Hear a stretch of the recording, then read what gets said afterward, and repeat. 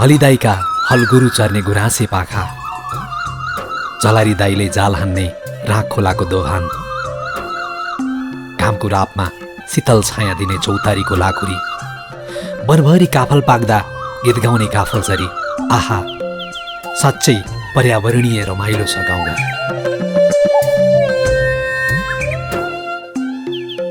प्राकृतिक सौन्दर्यता बोकेर उभिएको राखमाधुरी, त्यसैको काखमा समथर भई बग्ने राख खोला, कला र सांस्कृतिक पहिचानमा सजिएका यहाँका मानिसहरू, खेल क्षेत्रको विकासका लागि तपस्यारत युवा जमात अनि विभिन्न जात र समुदायहरूको मिश्रित बस्ती हो गङ्गादेव गाउँपालिकाको 7 नम्बर वडा राङ्क। यो वडापालिकामा विभिन्न जाति वा समुदायको बसोबास भएको पाइन्छ। आफ्नै संस्कार तथा रीतिरिवाजमा साधारण जीवनशैली बिताइरहेका छन् यहाँका मानिसहरू। विगतको युद्धको कुहाली लाग्दो क्षणबाट यो वडा पनि अछुतो रहन सकेन। राज्य पक्षबाट 1 जना र विद्रोही पक्षबाट 1 जना गरी 2 जनाको शहादत भएको थियो। करिब 2963 जनसङ्ख्या रहेको यस वडामा 49.9% पुरुषहरू छन् भने 50.1% महिलाहरू रहेका छन्। क्षेत्री समुदायहरूको बाहुल्यता रहेको यस भेगमा ओली, खत्री, डाँगी, खड्का, बस्नेत आदि जातिहरूको बसोबास रहेको छ भने सङ्ख्यात्मक हिसाबले दोस्रो स्थानमा रहेका दलित समुदायहरू विश्वकर्मा, परियार र सुनारहरूको बसोबास रहेको छ। तेस्रो स्थानमा रहेका जनजाति समुदायहरू घरती मगर, बुढा मगर, पुन मगर, थापा मगर आदि रहेका छन्। यहाँका समुदायहरूले परम्परादेखि आफ्ना पुर्खाहरूले प्रयोग गर्दै आएका घरेलु औजारहरू प्रयोग गर्ने गरेको देख्न सकिन्छ। दलित समुदायहरूले आरन र लुगा सिउने मेसिन प्रयोग गर्ने गरेका छन्।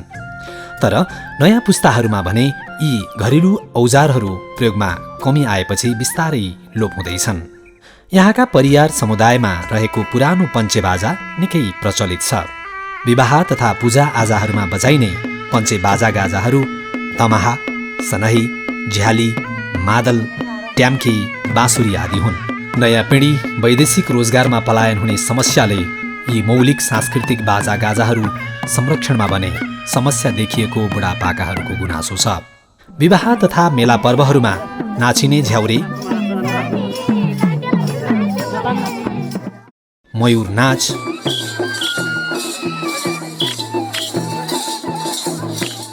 मौलिक नाच, पैसरे र साइलेजीको भाका वा ठाडी भाकाहरूमा यिनै बाजाहरू प्रयोग हुन्छन्। पुराना पुस्ताबीच साइलेजी भाका वा ठाडी भाकामा गाउने चलन रहेको छ। तर नयाँ पुस्तामा भने संरक्षण अभावका कारण लोप हुने देखिन्छ।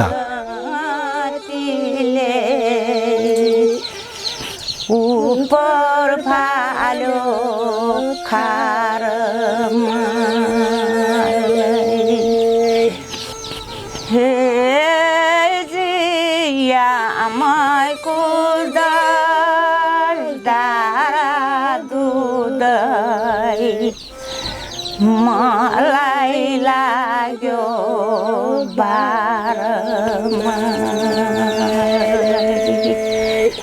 उहिले जस्तो ढाका हानी भए कस्तो गीत गानु।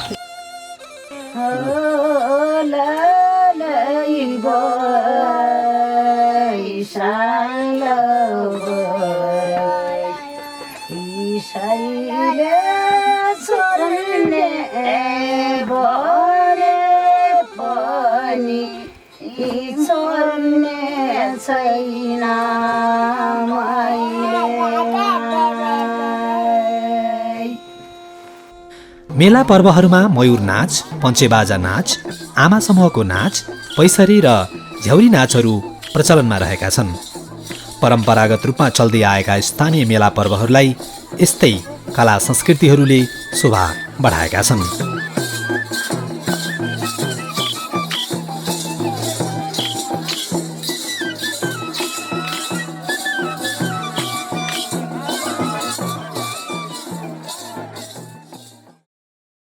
आआफ्नो समुदायमा धार्मिक संस्कार, संस्कृति सहितका रीतिरिवाजहरू चल्ने गर्छन्।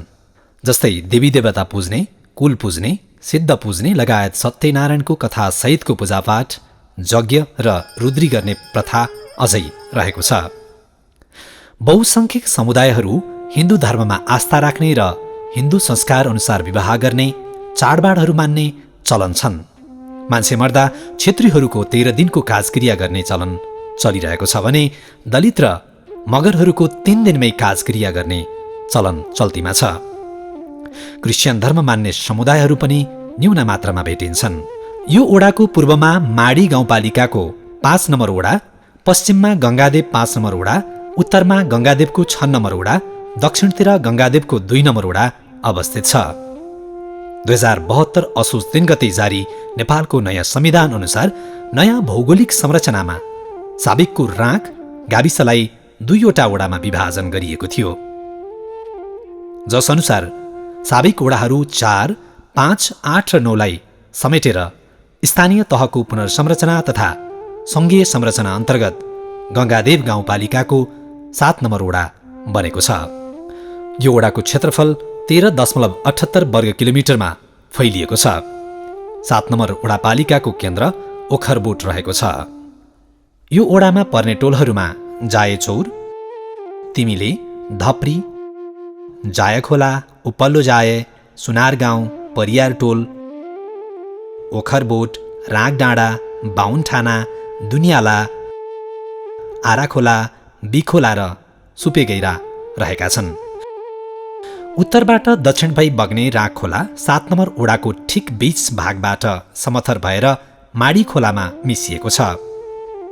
अन्य जाय खोला, गोडङ खोला, तिम्ले खोला, धप्री खोला र आरा खोला राग खोलाका सारथीहरू हुन्। यिनै सहायक खोला मिलेर राग खोलाको पहिचान बनेको छ। उक्त खोलाको फाँटहरूमा प्रशस्त खेतयोग्य जमिनहरू रहेका छन्। गङ्गादेव गाउँपालिका 7 नम्बर ओडामा रहेको राकमाधुरी पर्यावरणीय दृष्टिकोणले सामरिक महत्त्व बोकेको सुन्दर पहाड हो। यो करिब 2500 मिटर उचाइमा रहेको छ। पहाड वा धुरीको फेदमा सुन्दर जङ्गल छ। जङ्गलको छेउबाट मोटर बाटो पूर्व पश्चिम जोडिएको छ। चुचुरोमा थोप्ला आकारमा देखिने जङ्गलभित्र गुफा रहेका छन्। टापुको उत्तरतिर सुन्दर घना जङ्गल रहेको छ। अग्लो टापुमा कच्ची स्तम्भ बनेको छ। उक्त स्तम्भबाट रोल्पा र रुकुमका धेरै भागहरू अवलोकन गर्न सकिन्छ। सिद्ध पुज्ने राकमाधुरी, सुखेनी गुफा र पाँचमुनि मेला बीचको एउटा पौराणिक किम्वदन्ती छ। परापूर्व कालमा गोठालाहरू बसाइ सर्ने चलन थियो।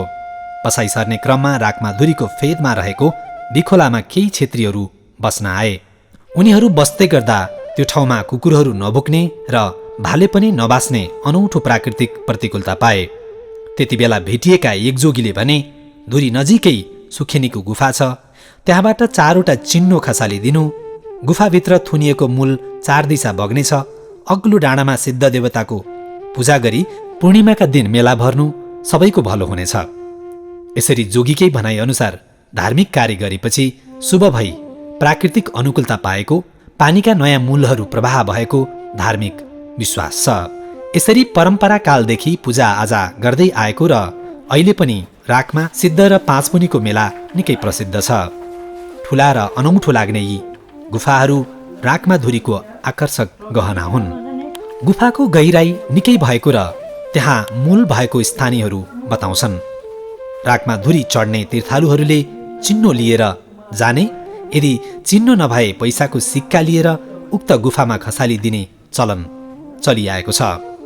यसरी खसालेपछि सोचेको पुग्ने र जीवनभर सुख पाइने धार्मिक विश्वास छ। राकमाधुरी ट्रेकिङ गन्तव्यका रूपमा निकै सम्भावना रहेको छ।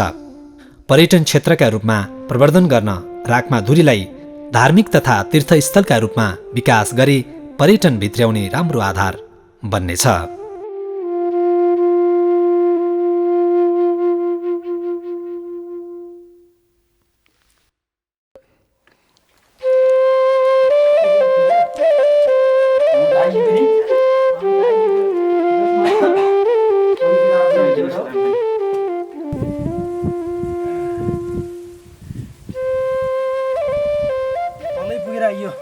पर्यटनको क्षेत्रमा चाहिँ यहाँ हाम्रो गङ्गादेव गाउँपालिका वडा नम्बर 7 र 6 लगायत उता परिवर्तन को केही भागहरू छोइएको र हाम्रो यता माडीको पनि केही भागले छोएको।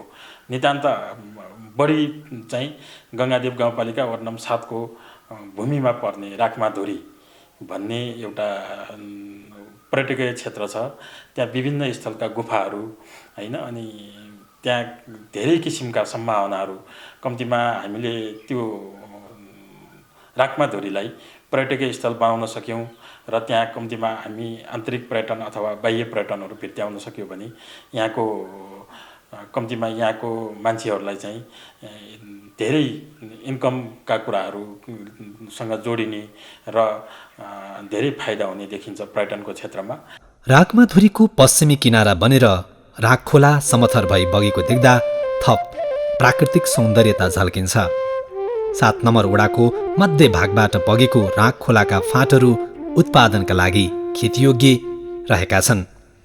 तिनै फाँटहरूमा राखखोला सिँचाइको भरपूर सम्भावना रहेको छ। साधारण जीवनशैली अपनाइरहेका यहाँका मानिसहरू कृषि पेसामा आबद्ध छन्। उनीहरूले यस क्षेत्रमा परम्परागत उत्पादन खेती प्रणाली अपनाइरहेका छन्। बाली खेतीतर्फ मकै, धान, कोदो, गहुँ, जहु, तोरी उत्पादन हुन्छन् भने दलहन खेतीतर्फ सिमी, भटमास, भाङ्गो उत्पादन हुन्छ। यसै गरी तरकारी खेतीहरू आलु, लसुन, प्याज, साग, धनियाँ, गोपीकाउली, टमाटर लगायतका तरकारीहरू उत्पादन हुँदै आएका छन्। व्यावसायिक फलफुल खेतीका लागि यो ओडा अति उपयुक्त रहेको छ। सुन्तला, कागती, किवी, आरु बखडा, ओखर लगायतका फलफुलहरू यहाँ राम्रो उत्पादन हुन्छन्। व्यावसायिक पशुपालनतर्फ सीता बङ्गुर फार्म जायाचौर रहेको छ। उक्त फर्मले व्यावसायिक बङ्गुर पालन गरिरहेको छ। प्राय धेरैले परम्परागत पशुपक्षी पालन विधि अपनाइरहेका छन्। यहाँका किसानहरूले गाई गोरु, भैँसी, भेडा बाख्रा, बङ्गुर, कुकुर, बिरालो, खरायो, कुखुरा, हाँस, परेवा लगायत पाल्ने गरेका छन्। यो भेगका वन जङ्गलहरूमा घोरल, रतुवा, दुम्सी, बाँदर, स्याल, वनबिरालो, खरायो आदि जनावरहरू पाइन्छन्। त्यस्तै पक्षीतर्फ कालिज, ढुकुर, गिद्ध, गरुड, चिल, बेसुरो, लाटोकोसेरो, काग, चमेरो, गौथली, सारी, काली कल्चु, भङ्गेरो, लामपुच्छ्रे, च्याखुरा, तित्रा आदि चराचुरुङ्गीहरू पाइन्छन्। जडीबुटीहरू टिमुर, चिराइतो, सोमायो, सतुवा, बोजो, तितो, सिल्पु, दालचिनी, पुदिना, तितेपाती, सिस्नो आदि पाइन्छन्। त्यसै गरी रेसादार वनस्पतिमा अल्लो, भाङ्गो, भिमल आदि पाइन्छन्। वनस्पतितर्फ सल्लो, बाँझ, खर्सु, काफल, लालीगुराँस, पयौँ, किमु, दुधिल्लो, रयेन्ज, सेतारे, बाँस, निगाला, फ्लाट, चन्दन, पुतली, बैंस, चोथ्रो, ऐँसुलु, उत्तिस, अङ्ग्यार र डिम्बर जस्ता वनस्पति पाइन्छन्। 7 नम्बर ओडामा 10 वटा महिला आमा समूहहरू सङ्गठित भएका छन्। लैङ्गिक समानता र सचेतना जागरणका लागि सङ्गठित भएका महिलाहरू आफ्नो रीतिरिवाज जोगाउन पनि प्रयत्नशील छन्। यसरी सङ्गठित भएका महिला आमा समूहहरूमा जनजागरण महिला आमा समूह आरखोला, समाज सुधार आमा समूह आरखोला, हिमशिखर आमा समूह तिमिले, ताप्ला बजार आमा समूह दुनियाला, लालीगुराँस आमा समूह रागडाँडा, नमुना महिला आमा समूह जायाचौर, सुनछहारी आमा समूह सुनारगाउँ, असल नारी आमा समूह बिखोला, ओखरबोट फुलबारी आमा समूह र लालीगुराँस महिला आमा समूह जायाचौर रहेका छन्। त्यसै गरी आफ्नो परम्परागत संस्कृति जोगाउन बाउ समूहहरू पनि सक्रिय देखिन्छन्। राखमाधुरी, पैसरे समूह बिखोला लगायतका अन्य समूहहरू सक्रिय अवस्थामा रहेका छन्। उनीहरूले आफ्नो मौलिक नाच पैसरेलाई संरक्षण गरिरहेका छन्। युवा जागरणका लागि टोल स्तरमा थुप्रै क्लबहरू गठन भएका छन्। तिनै क्लबहरूले विभिन्न खेलकुद विकासका लागि महत्त्वपूर्ण भूमिका निर्वाह गरिरहेका छन् भने स्थानीय संस्कृतिहरूलाई प्रवर्धन गर्न मेलाहरूको आयोजना गर्ने र विवाह तथा सामाजिक कार्यहरूमा सहभागी हुँदै सहयोग गर्दै आएका छन्।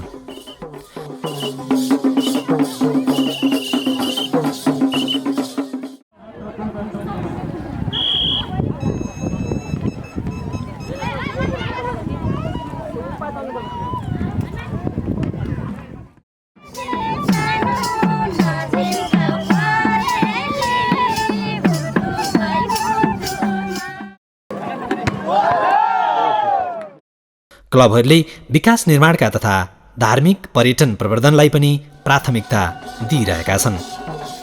त्यस्तै भवन निर्माण, बाटोघाटो निर्माण र मन्दिर निर्माणका कार्यहरू पनि गरेका छन्। यसरी क्रियाशील क्लबहरूमा जनप्रिय समाज संस्था उपल्लो जायाचौर, आशिष युवा क्लब जायाचौर, 3 स्टार प्रतिभाशाली युवा क्लब आरखोला, जाया छहारी युवा क्लब जायाखोला, एकल युवा क्लब ओखरबोट र हिमशिखर युवा क्लब तिमिली रहेका छन्।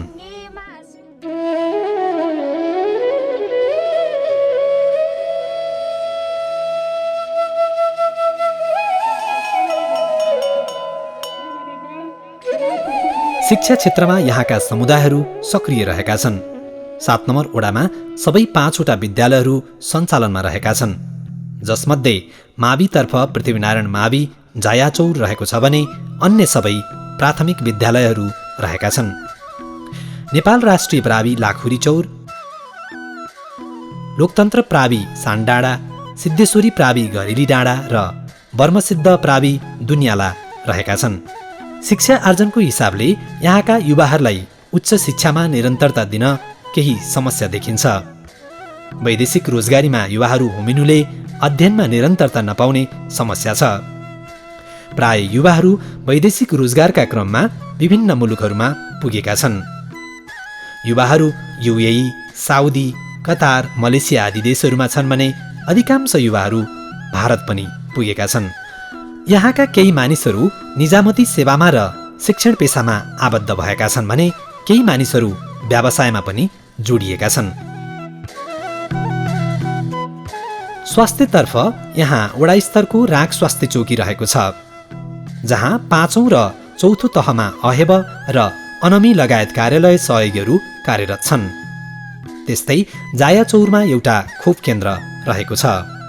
वडापालिकाको आयोजनामा समुदायमा विभिन्न सिपमूलक तालिमहरू प्रदान गरिएको थियो, जसमध्ये महिला सिप विकासका लागि सिलाइ बुनाइ तालिम, किसानको क्षमता वृद्धिका लागि बङ्गुर पालन तालिम प्रदान गरिएको थियो।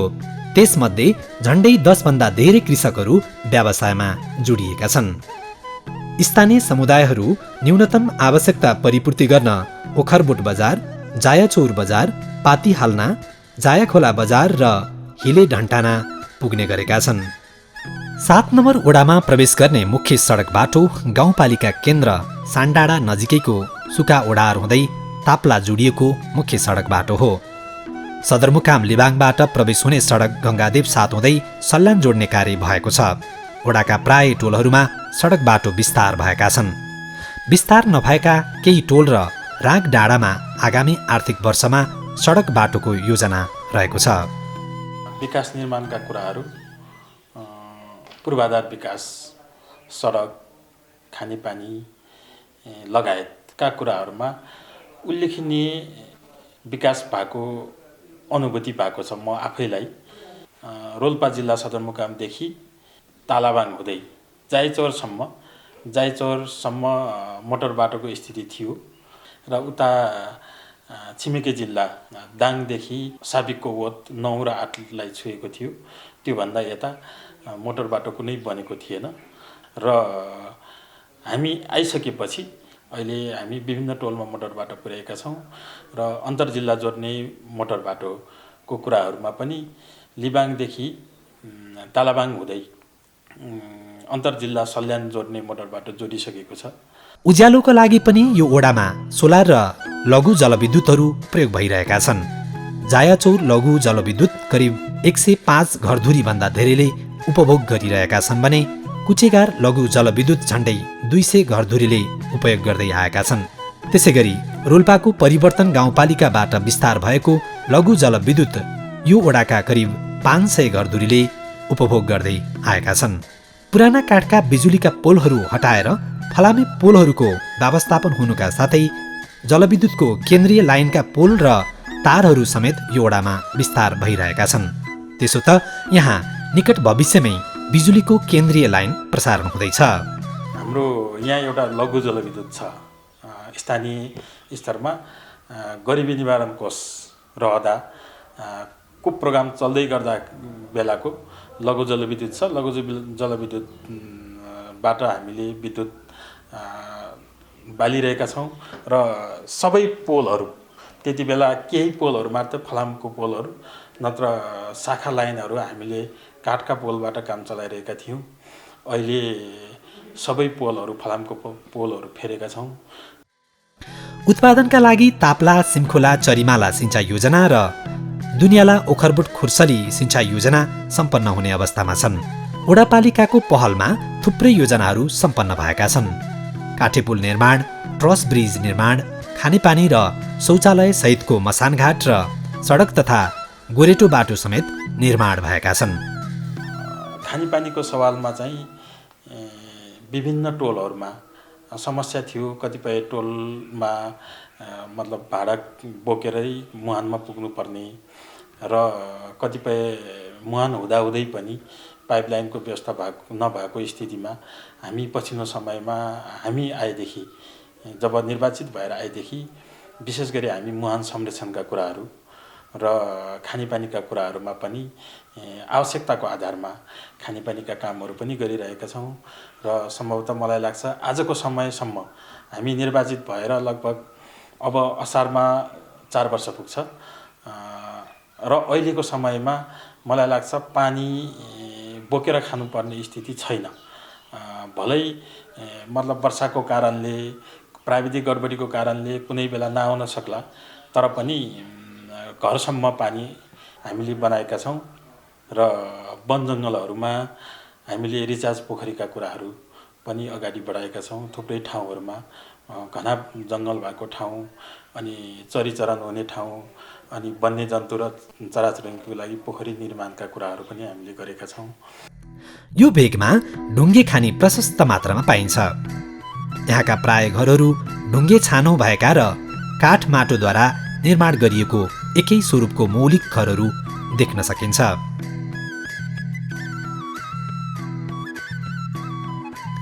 यो ओडा राष्ट्रिय स्तरमा प्रभाव जमाएका नेताहरूको जन्मस्थल पनि हो। पूर्व सिंचाई राज्यमन्त्री तथा नेपाली काङ्ग्रेस रोल्पा जिल्लाका वर्तमान सभापति नेता अमर सिंह पुन र पञ्चायती व्यवस्थाका प्रख्यात व्यक्ति जीविस सदस्य कमान सिंह पुनको जन्मस्थल पनि यही वडा नम्बर 7 मा पर्दछ।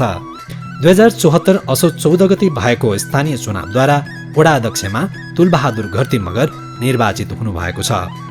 जायाचौर घर भएका जीएम भनेर चिनिने तुलबहादुर घरती एक सफल व्यवसायी हुनुहुन्छ। उहाँ नेकपा एमालेको तर्फबाट निर्वाचित हुनुभएको हो। त्यस्तै वडा सदस्यहरू भक्तबहादुर ओली, दलित महिला सदस्य बेलमती विक, बाघसिंह ओली, महिला सदस्य गीता बस्नेत र वडा सचिव निमबहादुर भारती रहनु भएको छ। दलीय राजनीतिमा यो वडा फरक देखिन्छ। वडा अध्यक्ष कम्युनिस्ट पार्टीबाट चुनावमा विजयी हुँदा अन्य सबै वडा सदस्यहरू नेपाली काङ्ग्रेसबाट विजय हुनुभएको हो। गङ्गादेव गाउँपालिका वडा नम्बर 7 र मेरो व्यक्तिगत तर्फबाट स्वीकार्नुहोस्। नमस्कार।